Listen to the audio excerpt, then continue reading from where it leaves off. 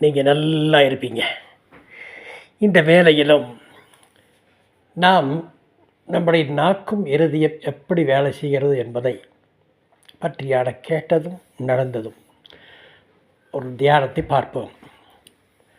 ஒரு பணக்காரத்தில் ஒரு சிறுவன் வேலைக்கு இருந்தான். அவன் சொன்னான், போய் சிறுவன் அந்த பணக்காரர் சொன்னார், போய் நம்ம மந்தையில் நம்ம ஆடு மேய்க்க ஆடுகள் இருக்கல, ஒரு ஆட்டுடைய 2 பாகத்தை எடுத்துகிட்டு வா என்று சொன்னான். அவன் ஓடி போய் ஒரு ஆட்டுடைய இருதயத்தையும் நாக்கையும் அறுத்துட்டு வந்து கொடுத்தான். பார்த்தார், என்னடா இது எடுத்துகிட்டு வந்திருக்கிறானே, சரி இன்னொரு முறை, சரி இன்னொரு ஆட்டைக்கு போய் அதுக்கிட்ட இருந்து எடுத்துகிட்டு வா என்று சொன்னாராம். அதையும் அதே போல் எடுத்துகிட்டு வந்தானும். அதே நாக்கு அதே ஹிருதயம். என்னடா இப்படி எடுத்துகிட்டு வந்திருக்கேன், ரெண்டும் ஒரே மாதிரி இருக்குதே என்று சிறுவனிடம் அந்த ஐயா கேட்டார். இந்த ரெண்டும் தான் நல்லதுக்கும் யூஸ் ஆகும், கெட்டதுக்கும் யூஸ் ஆகும் அப்படின்னு ஒன்று சொன்னார். நல்லதை பார்த்தா நல்லதுன்னு சொல்லும், கெட்டதை பார்த்தா சட்டணும். கோபம் வந்தால் நிறையா பேசும், கோபத்தில் இருதயத்திலேருந்து கெட்ட எண்ணம் வரும். நல்லது செய்யணும்னா நல்ல எண்ணங்கள் வரும், நல்லதை பேசும் என்று சொன்னவுடன் வாயடைத்து போனாராம் அந்த பணக்காரர். அதுபோல்தான் இஸ்ரேல் ராஜ்யத்தில் சவுல் என்பவன் ஆண்டவருக்கு பிடித்தமானவனாக இருந்தான். அவன் இஸ்ரேலின் முதல் ராஜாவாக மாறினான்.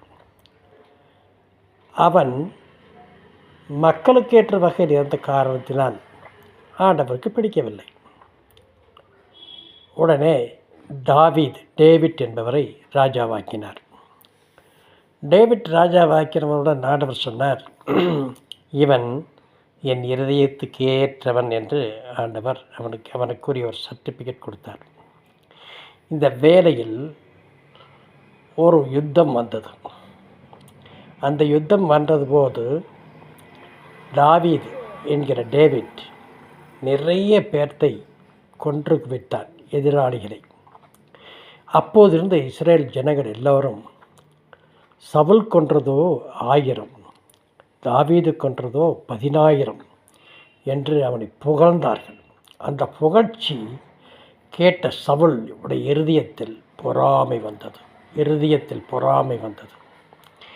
உடனே அதை மாற்றி இறைவனை கொல்ல வேண்டும், எப்படியாவது தீர்க்க வேண்டும் என்ற எண்ணத்தோடு அவனை தாவீதை சொந்த மருமகனை பாராட்டினதே மாமனாருக்கு பிடிக்கவில்லை. காலம் அப்படி போய்கொண்டிருக்கிறது. ஒரே குடும்பத்தில் இருவர் இருந்தால் ஒருவனை பாராட்டும் போது இன்னொருவனுக்கு பொறாமை வரும். ஒரே குடும்பத்தில் ஒருவனை ஒரு மாதிரியாக பார்த்தால் இன்னொருவனுக்கு ஒரு பொறாமை வரும். கேர்ஃபுல்லாக இந்த கால வாழ்க்கையை ஓட்ட வேண்டும்.